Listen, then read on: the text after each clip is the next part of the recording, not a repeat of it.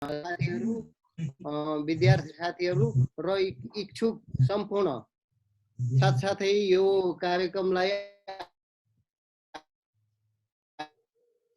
आयोजना गर्ने हाम्रा इभेन्टमा खास गरी उच्च अध्ययन संस्थामा अध्ययन गर्ने उच्च स्तरका साथीहरू हुनुहुन्छ, शिक्षकहरू हुनुहुन्छ।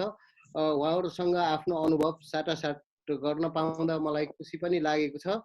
खास गरी हामीले यहाँ छलफलै हो। मैले केही समय 20-25 मिनट जति जान्छ।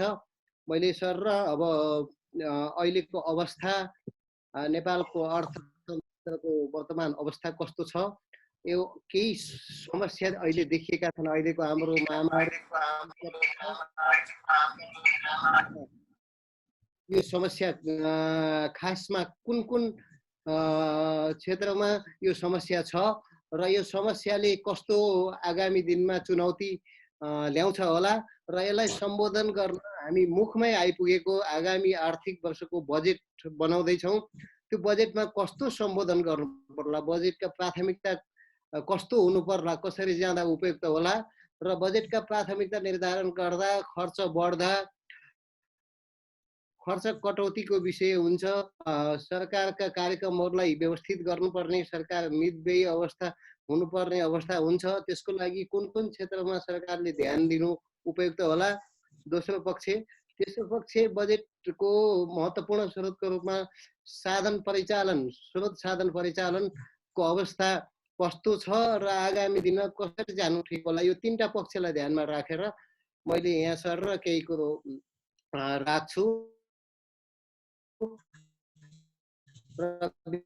बिचमा अवस्था आए बाहेक उहाँहरूको जिज्ञासालाई मैले सम्बोधन गर्ने कोसिस गर्नेछु। सबै साथीहरूलाई हार्दिक स्वागत यो सामाजिक सञ्जालमा।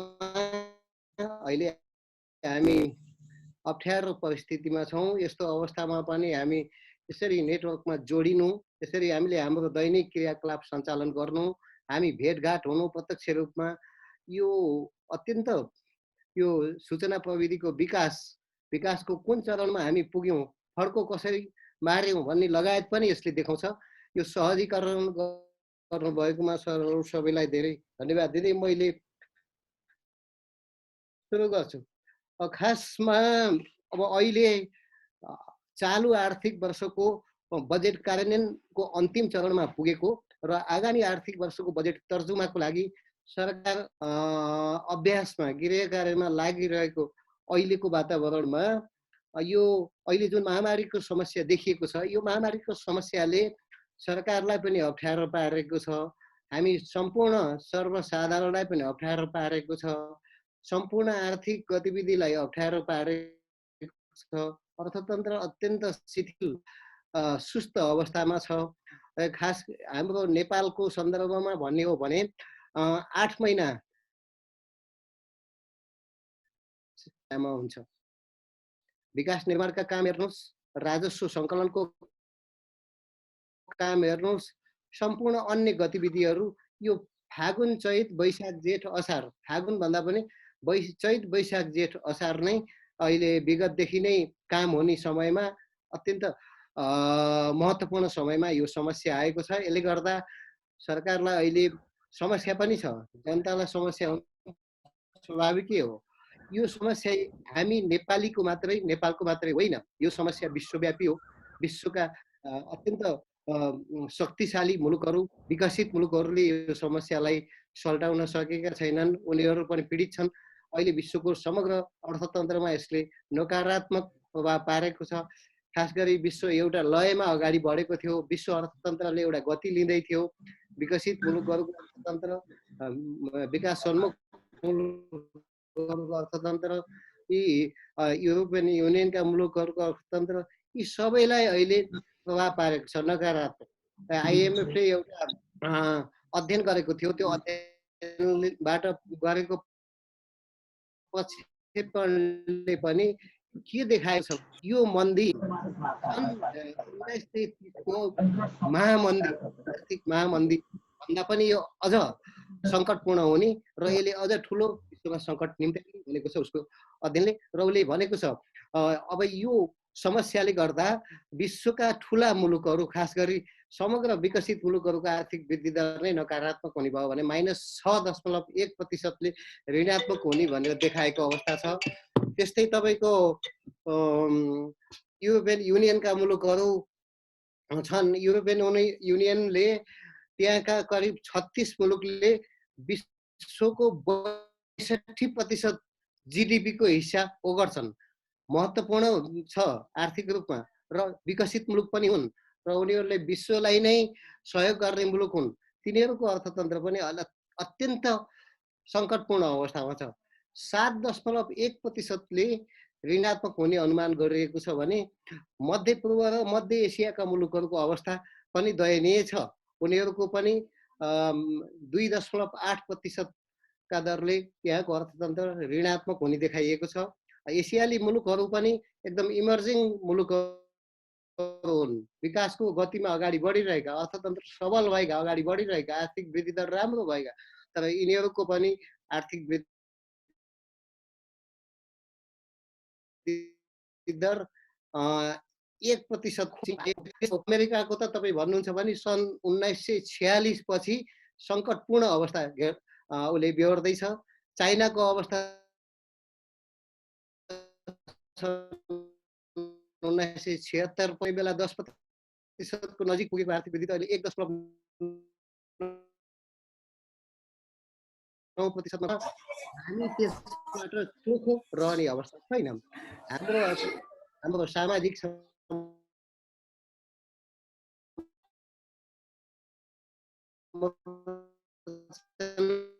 हाम्रो मनोवैज्ञानिक अवस्था रूपमा वृद्धि यसको हामीले अपेक्षा गरेको थियौँ। सरकारले चालु आर्थिक वर्षको बजेट तर्जुमा गर्दा बजेट ल्याउँदा 8.5% को आर्थिक वृद्धिको लक्ष्य राखेको थियो, किनकि हामी विगत 3 वर्ष लगातार 6% भन्दा बढीको आर्थिक वृद्धि हासिल गरिरहेका छौँ।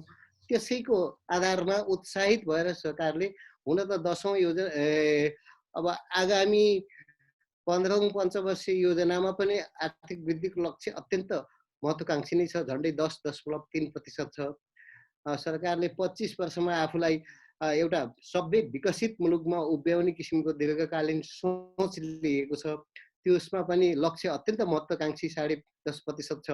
त्यसलाई भेट्टाउन मिट गर्न पनि यो आर्थिक वृद्धि दर 8.5 चाहिन्छ भन्ने हिसाबले राखियो।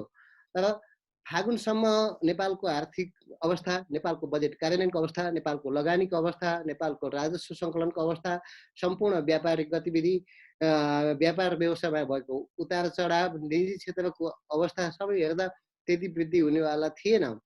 त्यति हुँदाहुँदै पनि अहिलेको अवस्थाभन्दा राम्रो पक्कै पनि थियो, राम्रो देखिएको पनि थियो।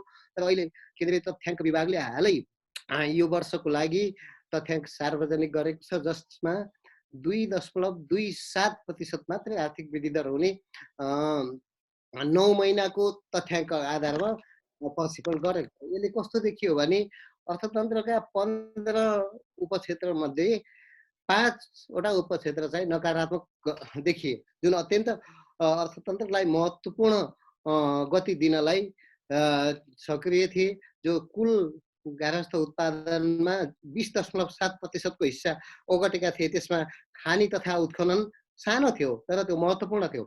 म्यानुफ्याक्चरिङ उद्योगहरू, उद्योग क्षेत्रमा म्यानुफ्याक्चरिङ उद्योगको हिस्सा गत साल 5.6% थियो, अहिले त्यो घटेर 5.09 मा आएको छ। त्यो पनि ऋणात्मक भएको छ। निर्माण उद्योग शिथिल छन्, यो ऋणात्मक अवस्थामा छ। होटल रेस्टुरेन्टको हामी कुरै नगरौँ, अर्थतन्त्रमा सानो नोमिनल योगदान छ। गत साल 2.05 थियो, अहिले त 1.4 मै झरिसक्यो। तर सानो भए पनि महत्त्वपूर्ण क्षेत्र छ। यातायात सञ्चार यो चाहिँ ठुलो क्षेत्र हो, अर्थतन्त्रमा झन्डै 6.5% को योगदान भएको यो क्षेत्र नेगेटिभ अवस्थामा छ। अन्य पनि 15 क्षेत्रमध्ये 12वटा उपक्षेत्र अहिले नेगेटिभ वृद्धि दर छ गत सालको भन्दा। भनेपछि हाम्रो समग्र अर्थतन्त्रमा यसले नकारात्मक प्रभाव पारिसक्यो। कृषि क्षेत्रमा पनि पारिसक्यो, उद्योग क्षेत्रमा पनि पारिसक्यो र सेवा क्षेत्रमा पनि पारिसक्यो, जुन अर्थतन्त्रका 3टा अत्यन्त महत्त्वपूर्ण कम्पोनेन्ट हुन्। यो यस्तो अवस्थामा अब विगतलाई ध्यानमा राखेर मात्रै भएन कि अहिलेको समस्यालाई पनि ध्यानमा राख्नुपर्ने भयो।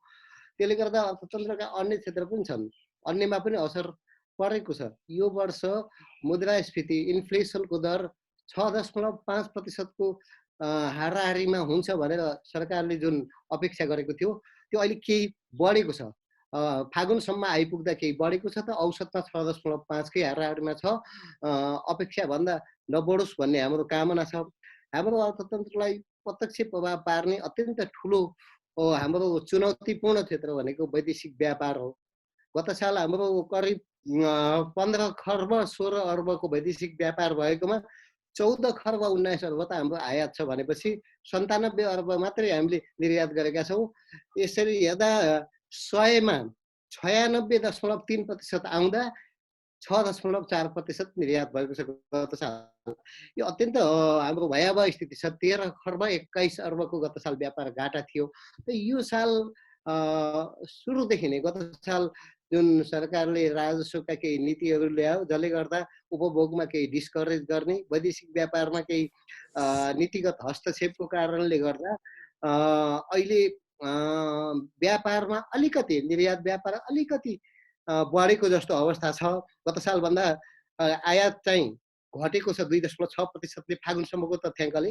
निर्यात चाहिँ बढेको छ, करिब 22%ले बढेको छ। यसले के देखायो भने 100मा अहिलेको फागुनसम्मको स्थिति 93 93.6 92.5 आउँदा 7.5 गएको छ। गत साल चाहिँ 6 आएको थियो 100मा, गएको थियो अहिले 7 7.5 भनेपछि केही अलिकति सुधार भएको अवस्था थियो। तर त्यो अवस्थालाई यो अहिलेको समयको 2 महिनाको समयले अलिकति अप्ठ्यारो बनाइदिएको छ एउटा। अर्को कुरो तपाईँको महत्त्वपूर्ण पक्ष भनेको शोधनान्तर स्थिति हो। हाम्रो वैदेशिक व्यापारलाई भरथेक गर्ने अथवा विदेशी मुद्रा सञ्चितको अवस्था राम्रो हुनुपर्ने अवस्था आउँछ, किनभने हामी निर्यात व्यापार अत्यन्त कमजोर छ। आयात व्यापारै बढी भएको हुनाले शोधनान्तर स्थिति विगतमा नेगेटिभ अवस्थामा पुगेको थियो। यो वर्ष 8 महिनासम्मको स्थिति हेर्दा नेपाल राष्ट्र ब्याङ्कको तथ्याङ्क हेर्दा सकारात्मक देखिएको छ। 37 अर्ब 84 करोडले बचत पनि भएको छ। विदेशी मुद्रा सञ्चित पनि राम्रो छ। झन्डै 8.8 महिनाको लागि वस्तु तथा सेवालाई आयात गर्न धान्ने छ। 8 महिनाको तथ्याङ्क त्यसले राम्रो देखाएको छ। अहिले बैंकिङ क्षेत्रमा बैंकिङ प्रणालीमा हाम्रो नेपाली जनता झन्डै 70% जनता बैंकिङ पहुँचको नजिक छन् र 60%ले चाहिँ उपभोग नै गर्नुभएको छ। यस्तो अवस्था छ। यो बैंकिङ वित्तीय संस्थाको क्षेत्र पनि अहिले राम्रो अवस्थामा गएको छ। तर त्यति हुँदाहुँदै पनि हाम्रो अनि अर्को अब यसको अत्यन्त महत्त्वपूर्ण पक्ष कम्पोनेन्ट भनेको अर्को चाहिँ तपाईँको सरकारको बजेटको अवस्था हो, बजेट खर्चको अवस्था हो, साधन स्रोतको परिचालनको अवस्था हो। त्यो हेर्दा अहिले कस्तो देखिएको छ भने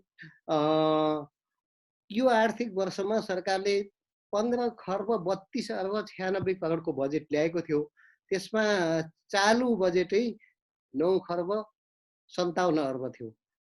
भनेपछि पुँजीगत चाहिँ 4 खर्ब 8 अर्ब, वित्तीय व्यवस्था 1 खर्ब 67 अर्बको हाराहारीमा जुन ल्याएको थियो त्यो बजेट खर्च हुने, बजेट कार्यान्वयन हुने र बजेटको उपलब्धि हासिल हुने अवस्था चाहिँ यही पछिल्लो 4-5 महिना थियो।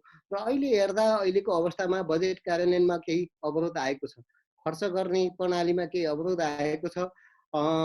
हिजोसम्मको वैशाख 29 गतेसम्मको खर्च अहिले महालेखा निर्देशक कार्यालयको वेबसाइटमा हेर्न सकिन्छ। कुल खर्च 44% मात्रै छ सरकारको। 749 अर्ब जति खर्च भएको छ हिजोसम्म। त्यसमा तपाईँको चालु खर्च त करिब 48% भएको छ। भनेपछि पुँजीगत खर्च 27% को हाराहारीमा मात्रै भएको छ। त्यस्तो अवस्था छ। पुँजीगत खर्च अलिक कमै छ।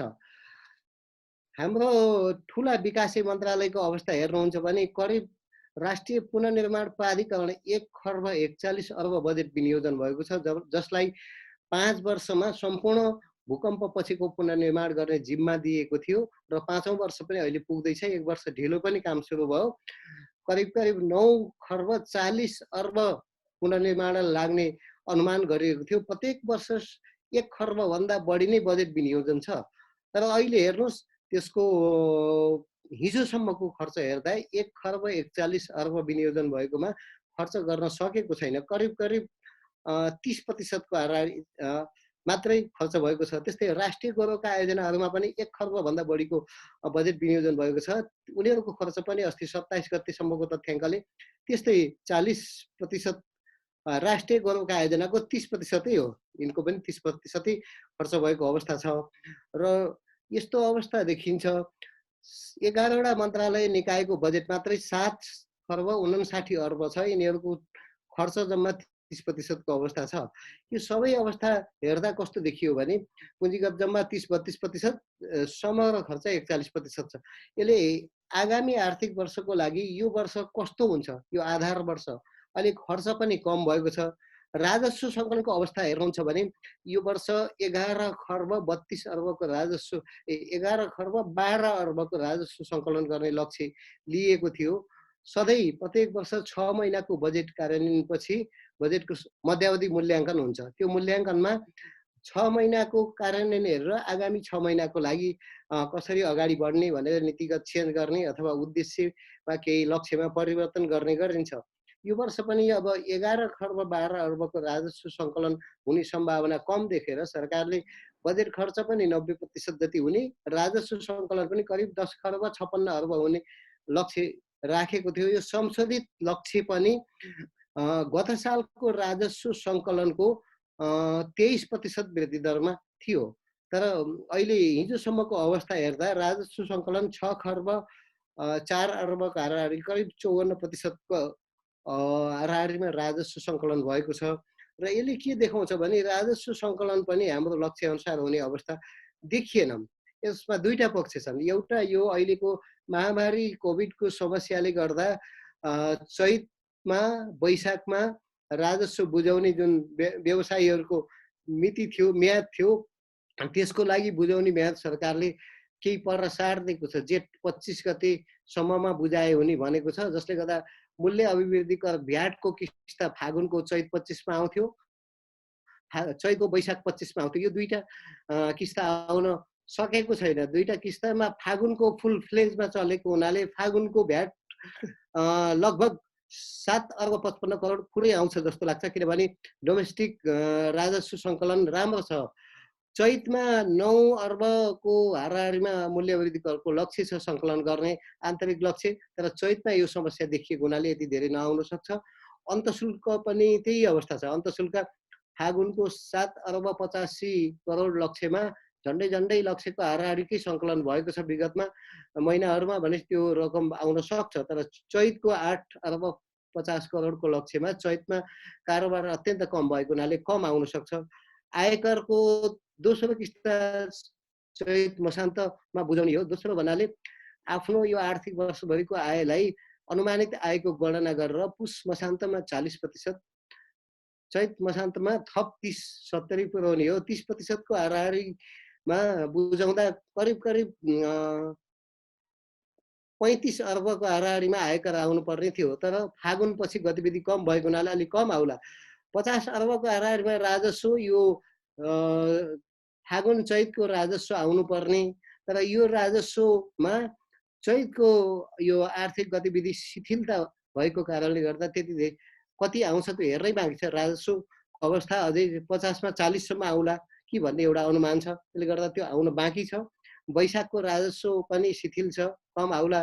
जेठ असारमा राजस्व सङ्कलनको अवस्था राम्रो हुन्छ भन्ने अपेक्षा थियो। जेठको अवस्था अहिले हेर्दा त्यति राम्रो कुन रूपमा जान्छ असारको हेर्न नै बाँकी छ। यी सबैले गर्दा हाम्रो अर्थतन्त्रमा अलिकति केही प्रभाव परेको छ।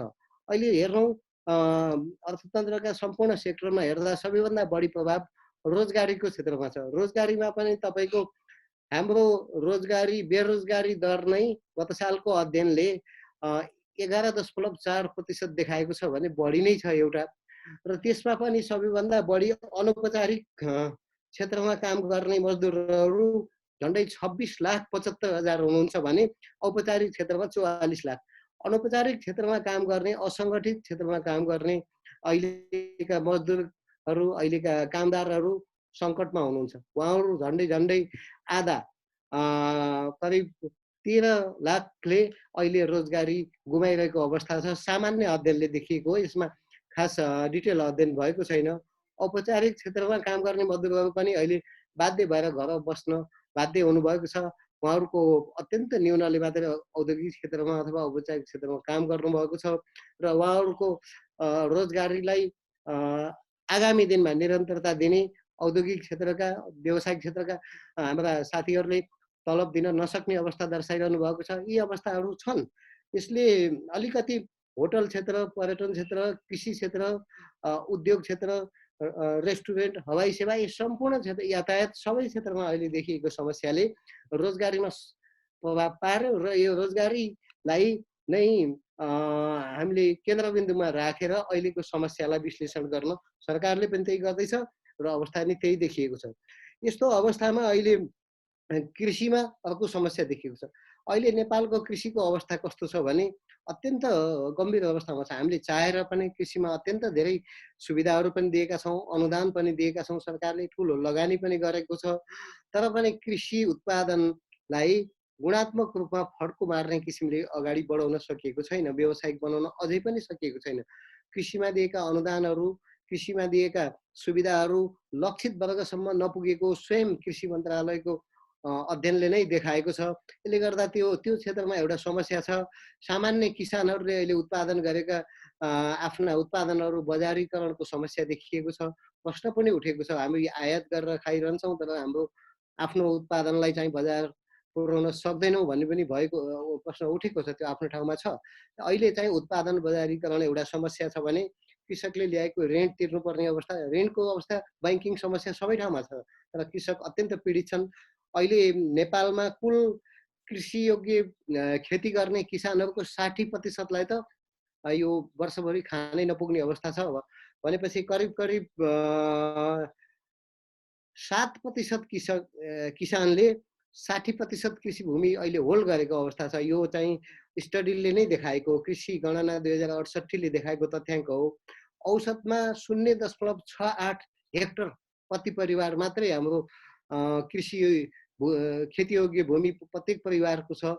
र सबै खण्डीकरण गरेर एकदम सानो सानो टुक्रामा विभाजन, छुट्टी बिन्दु हुँदा पनि त्यसैलाई काट्ने, बेच्दा पनि त्यसैलाई काट्ने गरेर अहिले खेती गर्ने भन्दा पनि कित्ता काटले अत्यन्त ठुलो समस्या देखाएको छ।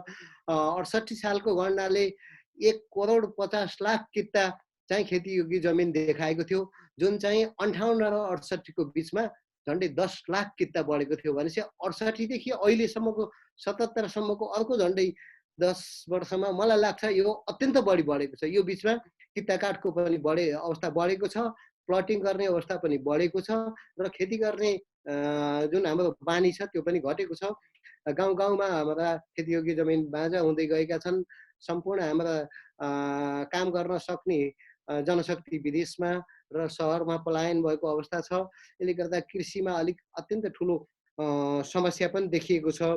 अर्को नेपालको धेरै जसो कस्तो अवस्थामा देखियो भने गरिबीको रेखा मुनि करिब 18% संख्या छ।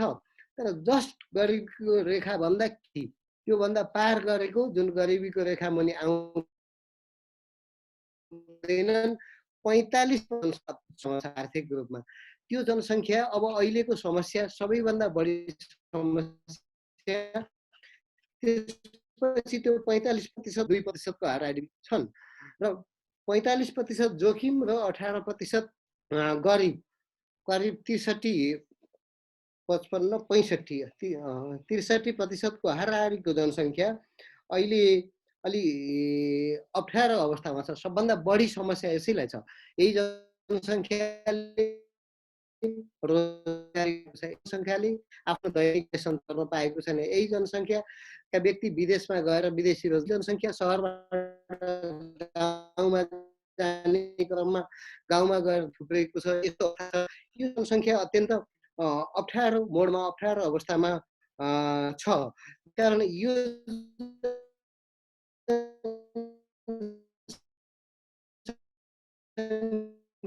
ख्याली सबैभन्दा बढी दुःख अवस्था सरकारलाई छ। मैले भनिसकेँ अघि नैदेखि। समस्या सबै ठाउँमा छन्। व्यवसायीहरूले समस्या देखाउनु भएको छ, उद्योगहरूले समस्या देखाउनु भएको छ। अहिले केसम्म भनिएको छ भने कुल गार्हस्थ उत्पादनको कम्तीमा पनि 5% चाहिँ राहत प्याकेज ल्याउनु पर्छ। राहत प्याकेज हुन त अहिले सरकारले के गरेको छ, नेपाल राष्ट्र ब्याङ्कले पहिलो चरणमा ब्याङ्किङ प्रणालीबाट मौद्रिक उपकरणहरूको प्रयोगबाट के सुविधा दिन सकिन्छ, ऋण तिर्ने म्यादलाई केही पछाडि धकेलिदिएको छ, किस्ता मात्रै होइन ब्याज तिर्ने केही समय पछाडि धकेलिदिएको छ। यो समस्या महामारी समस्याबाट सृजित उद्योगी व्यवसायीहरूलाई कम्तीमा पनि 2% बिन्दुले ब्याज घटाइदियो भनेर नेपाल राष्ट्र ब्याङ्कले ब्याङ्कहरूलाई निर्देशन पनि दिएको छ र ब्याङ्कमा अनिवार्य नगद मौद्दात राख्नुपर्ने प्रतिशत केही घटाइदिएर 35 अर्ब रुपियाँ चाहिँ थप लगानी गर्न सक्ने वातावरण पनि बनाइदिएको छ। पुनर्कर्जा कोषमा रकम बढाउने र त्यसबाट लगानी गर्न सहजीकरण गरिदिने घोषणा गरिसकेको छ। यो नेपाल राष्ट्र ब्याङ्कले पनि केही सुविधा दिएको छ, जुन चाहिँ सरकारले गर्नुपर्ने फन्डेड पोलिसी होइन, यो सरकारको अनफन्डेड, तर नेपाल राष्ट्र ब्याङ्कले ब्याङ्कहरू मार्फत गर्नुपर्छ भनेर दिएको इन्स्ट्रक्सन हो। त्यस्तै नेपाल सरकारले पनि गरेको छ। अप्ठ्यारो परेका हाम्रा दाजुभाइ दिदीबहिनीहरूलाई खान बस्नको व्यवस्था तिनै तहका सरकारको समन्वयमा भइरहेको छ। औषधि उपचारको व्यवस्था अहिलेको सङ्क्रमितहरूलाई निशुल्क गर्ने व्यवस्था भइरहेको छ। यी लगायतका आफ्नो ठाउँमा छ र राहत प्याकेजको रूपमा वितरण पनि भएको छ।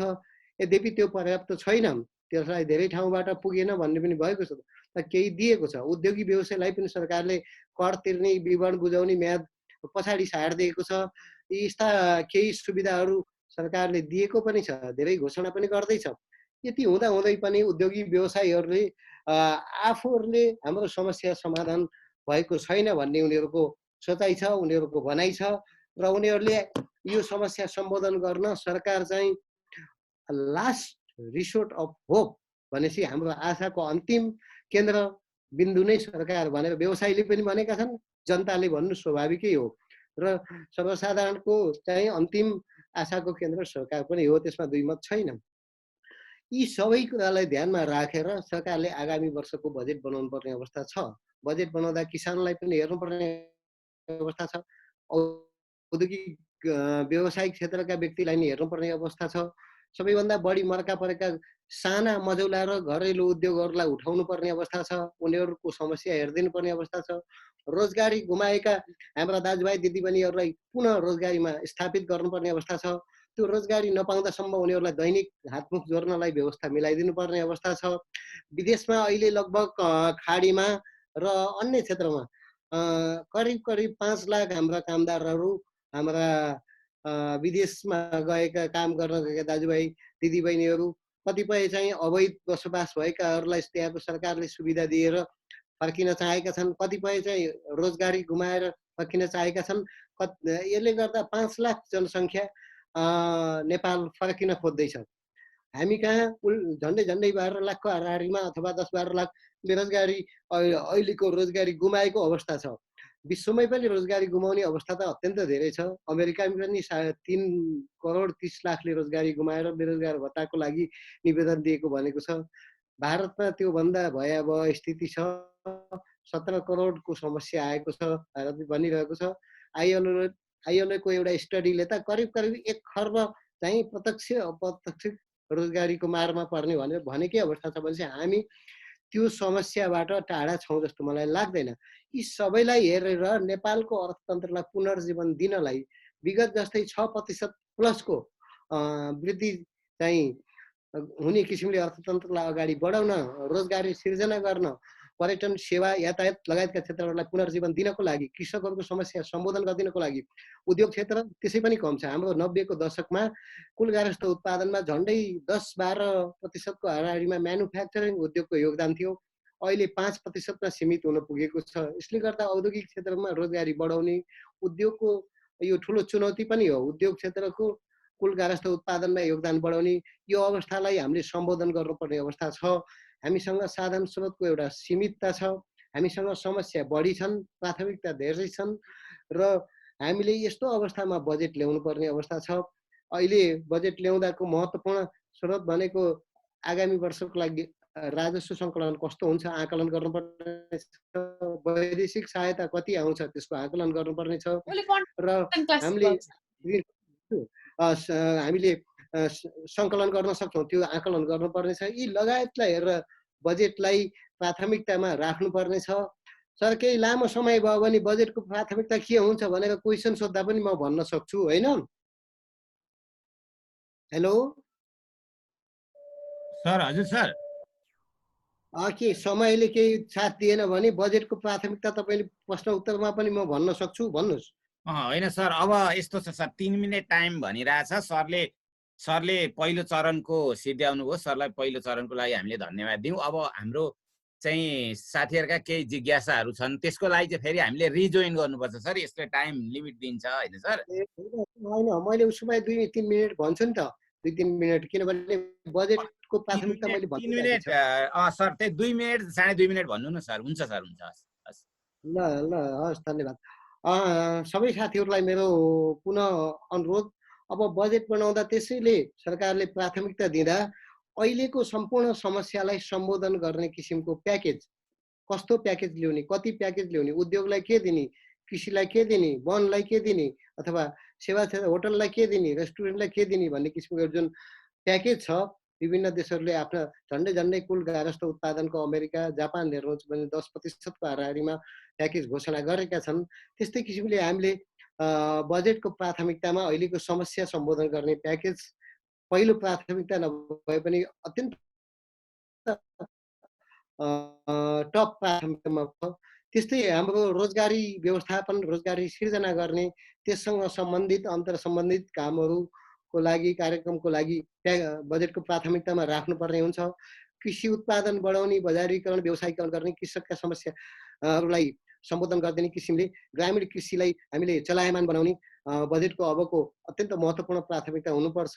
सामाजिक पूर्वाधारमा अहिले हाम्रो लगानी छ तर पर्याप्त भएन, खास गरी शिक्षामा, स्वास्थ्यमा, सामाजिक पूर्वाधारमा हामीले लगानी बढाएर यिनका पूर्वाधारहरू समस्या आउँदा अथवा विपत्ति आउँदा सम्बोधन गर्न सक्ने किसिमको व्यवस्थापन गर्न सक्ने किसिमले हामीले पूर्वाधारहरूमा लगानी गर्नुपर्ने हुन्छ। त्यसकारण शिक्षामा, स्वास्थ्यमा प्राथमिकता त छँदैछ। अर्को हाम्रो विपद व्यवस्थापन 2072 सालको भूकम्पले हामीलाई जुन तहस नहस बनायो, त्यसपछि हामीले यस्ता प्राकृतिक विपत्ति आउँछन्, मानवीय विपत्ति आउँछन्, ती विपत्तिलाई सम्बोधन गर्न हामी तयार हुनुपर्छ भन्ने किसिमको हाम्रा विपद व्यवस्थापन पूर्वाधारहरू हामीले अहिलेसम्म बनाउन सकेका छैनौँ। यो अहिले पनि त्यही देखियो। त्यसकारण विपद व्यवस्थापनसँग सम्बन्धित पूर्वाधारहरूमा हामीले लगानी गर्नलाई प्राथमिकता दिनुपर्ने हुन्छ। भौतिक पूर्वाधार, सुशासन, भ्रष्टाचार त्यसपछिका हुन्।